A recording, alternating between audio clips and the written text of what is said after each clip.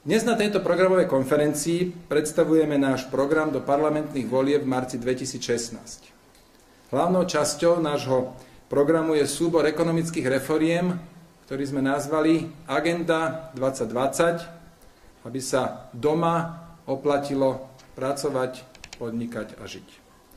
Reformy, ktoré predstavujeme, sa týkajú daní na čele s rovnou 15% daňou, odvodov, konkrétne odvodový bonus, liberálneho zákonníka práce, samotného podnikateľského prostredia, šikanovania úradmi a last but not least boja proti korupcii.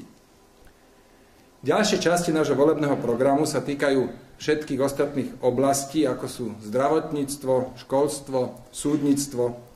Moji kolegovia, teda naši team lídri, následne po mne tieto časti v krátkosti predstavia. Samozrejme, nepredstavia všetko, ale všetko nájdete vo volebnom programe strany Sloboda a Solidarita.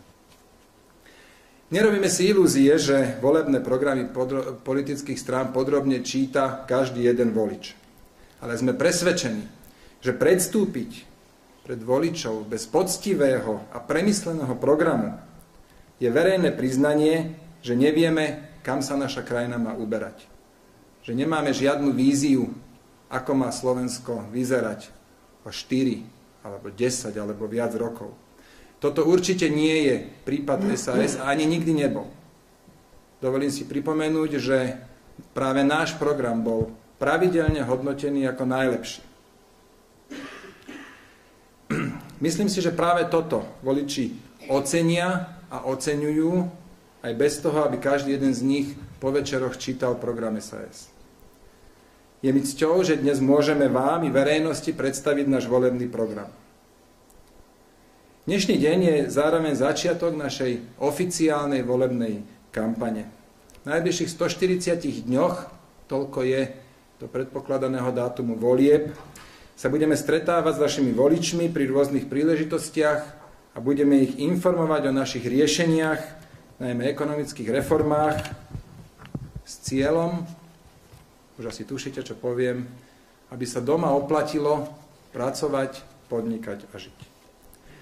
Budúci mesiac predstavíme našu kandidátku a bude mi cťou stáť na jej čele.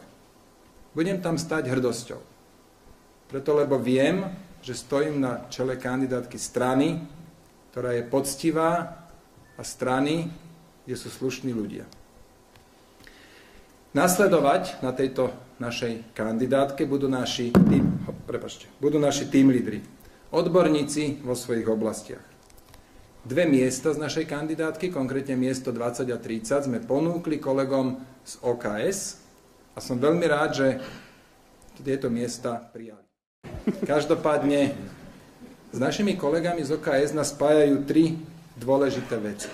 Poprvé, aj OKS sa snaží predkladať v prvom rade odborné riešenia. Po druhé, aj OKS je výrazne a zásadne proti korupcii. A po tretie nás spája práve postoj ku komunistom. Odmietavý postoj. Vážené dámy a páni, sme dobrou, poctivou voľbou. Dávam vám moje slovo, že v zásadných otázkach neotočíme. Že v prvom rade budeme hájiť záujmy Slovenska a jeho občanov a že spravíme všetko preto, aby sa nám čím viac bodov z nášho programu, obzvlášť z agendy 2020, podarilo zrealizovať. Na to potrebujeme váš hlas, o ktorý sa týmto uchádzame. Mandát, ktorý nám dáte, budeme vykonávať čestne a zodpovedne. Sľubujem. Ďakujem pekne.